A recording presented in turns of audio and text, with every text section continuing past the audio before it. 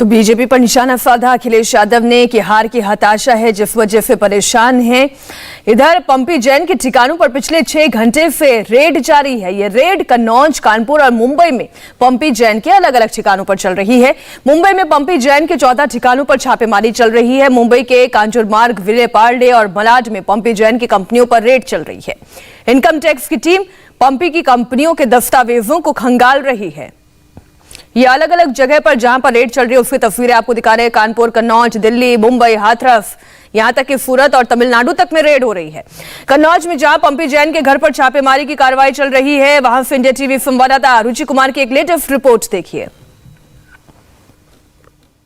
कन्नौज का ये झपट्टी मोहल्ला है और ये पुष्पराज जैन उर्फ पंपी जैन का घर है, जहां इनकम टैक्स के छापे पड़ रहे हैं। सुबह 7 बजे के करीब इनकम टैक्स डिपार्टमेंट की टीम यहां पर पहुंची है और घर के बाहर पुलिस तैनात है। बाहर से कोई अंदर जाने की किसी को इजाज़त नहीं है, ना अंदर से किसी को बाहर आने की इजाज़त है।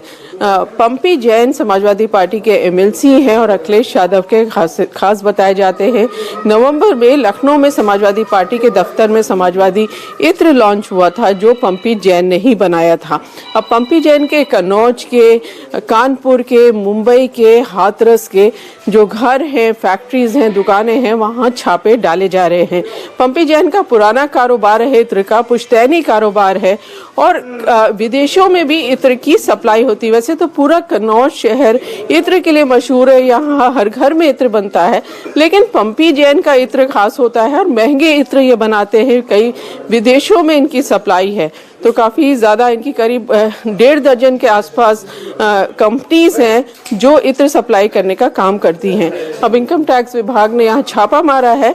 छापे में क्या मिला इसका डिटेल तो बाद में मिलेगा, लेकिन इसको लेकर सियासत शुरू हो गई है।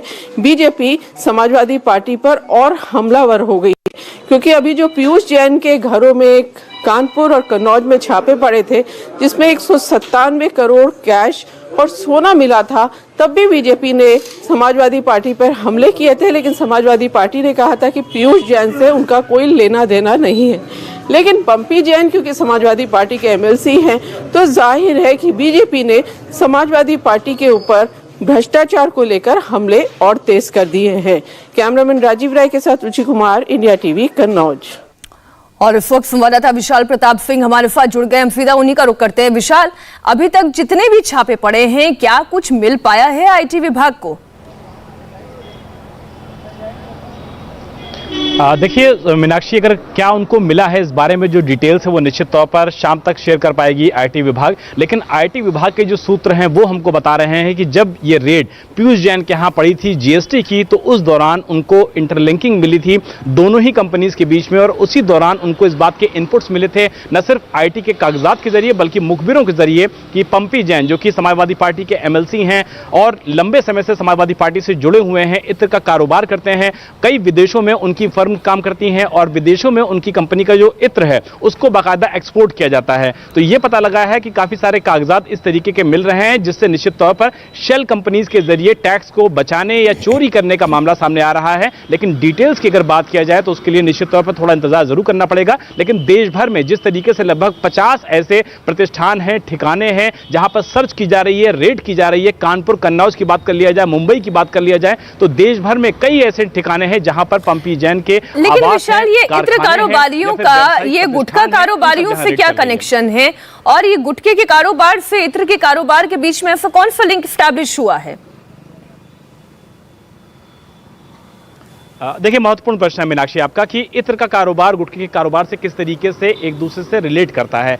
ऐसे में सवाल ये उठता है कि जो रिलेशन है वो बहुत सीधा सा इसमें होता है। जब कभी भी गुटखा कंपनी का जो निर्माता इस पूरे मामले में अपनी जो प्रोडक्शन करता है, तो उसको एक फ्रेगनेंस की जरूरत होती है, खुशबू की जरूरत होती है, और जो खुशबू मिलती है वो इत्र के कारोबार से मिलती है। यानी कि दोनों बिजनेस एक दूसरे से इंटरलिंक्ड हैं, एक दूसरे से जुड़े हुए हैं। जब कानपुर के एक गुटखा व्यापारी के यहाँ जीएसटी की छापेमारी हुई थी तो यह पता लगा था कि वहां पर बड़ी संख्या में ऐसे फॉर्ज बिल्स को तैयार किया गया है जो दरअसल बिल नहीं है, लेकिन फिर भी उसको क्रिएट किया जा रहा है। उसकी जो संख्या है वो 50,000 से नीचे रखी गई है, यानी कि पैन नंबर का इस्तेमाल ना करना पड़े, देने वाले की आइडेंटिटी डिस्क्लोज ना हो। जिसके बाद ये छापेमारी की गई थी। पीयूष जैन के यहाँ किस तरीके से अकूत संपत्ति मिली ये सबने देखा और उसी के बाद उस रेड के दौरान जो लिंक्स मिले हैं उसके बाद विशाल, आप लगातार नजर बनाए रखिएगा और शाम तक तो इस बात का खुलासा हो ही जाएगा कि आईटी विभाग को वाकई में इन रेड से कुछ मिला भी है या नहीं, या जैसे कि अखिलेश यादव आरोप लगा रहे हैं कि रेड में कुछ नहीं मिलने वाला, ये केवल पॉलिटिकली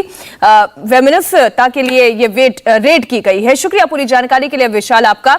इंडिया टीवी हर वक्त हर जगह डाउनलोड करने के लिए सर्च करें India TV news Google play store या ऐप स्टोर पर।